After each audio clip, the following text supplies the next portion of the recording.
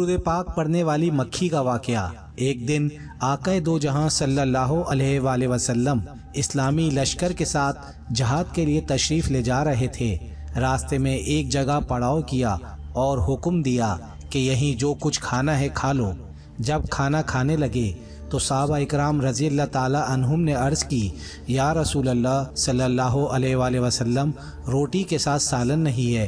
پھر صحابہ نے دیکھا کہ ایک شہد کی مکھی ہے اور بڑے زور زور سے بھنبھناتی ہے۔ عرض کیا، یا رسول اللہ صلی اللہ علیہ وآلہ وسلم، یہ مکھی کیوں شور مچاتی ہے؟ فرمایا، یہ کہہ رہی ہے کہ مکھیاں بے قرار ہیں، اسی وجہ سے صحابہ اکرام کے پاس سالن نہیں ہے، حالانکہ یہاں قریب ہی غار میں ہم نے شہد کا چھتا لگایا ہوا ہے۔ وہ کون لائے؟ کیونکہ ہم تو اسے لا نہیں سکتی۔ پھر فرمایا، پیارے علی رضی اللہ تعالی عنہ، اس مکھی کے پیچھے پیچھے جاؤ اور شہد لے کر آؤ۔ چنانچہ حضرت حیدر کرار رضی اللہ تعالی عنہ ایک چوبی پیالہ پکڑ کر اس کے پیچھے ہو لیے۔ وہ مکھی آگے آگے اس غار میں پہنچ گئی اور آپ نے وہاں جا کر شہد صاف مصفا نچوڑ لیا اور دربار رسالت صلی اللہ علیہ وآلہ وسلم میں حاضر ہو گئے۔ سرکار دو عالم صلی اللہ علیہ وآلہ وسلم نے وہ شہد تقسیم فرما دیا۔ جب صحابہ اکرام کھانا کھانے لگے تو مکھی پھر آ گئی اور بھنبھنانا شروع کر دیا۔ صحابہ اکرام رضی اللہ تعالی عنہم نے عرض کی، یا رسول اللہ صلی اللہ علیہ وآلہ وسلم، مکھی پھر اسی طرح شور کر رہی ہے۔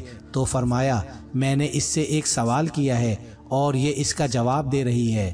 میں نے اس سے پوچھا ہے کہ تمہاری خوراک کیا ہے؟ مکھی کہتی ہے کہ پہاڑوں اور بیانوں میں جو پھول ہوتے ہیں وہ ہماری خوراک ہے۔ میں نے پوچھا، پھول تو کڑوے بھی ہوتے ہیں، پھیکے بھی بد مزہ بھی ہوتے ہیں، تو تیرے منہ میں جا کر نہایت شیریں اور صاف شہد کیسے بن جاتا ہے؟ تو مکھی نے جواب دیا، یا رسول اللہ صلی اللہ علیہ وآلہ وسلم، ہمارا ایک امیر اور سردار ہے۔ جب ہم پھولوں کا رس چوستی ہیں تو ہمارا امیر آپ صلی اللہ علیہ وآلہ وسلم کی ذات مقدسہ پر درود پاک پڑھنا شروع کرتا ہے اور ہم بھی اس کے ساتھ مل کر درود پاک پڑھتی ہیں، اور وہ بد مزہ اور کڑوے پھولوں کا رس درود پاک کی برکت سے میٹھا ہو جاتا ہے، اور اسی کی برکت و رحمت کی وجہ سے وہ شہد شفا بن جاتا ہے۔ سب فرشتے نبی مکرم صلی اللہ علیہ وآلہ وسلم پر درود بھیجتے رہتے ہیں۔ اے ایمان والو، تم حضور اکرم صلی اللہ علیہ وآلہ وسلم پر درود و سلام بھیجا کرو۔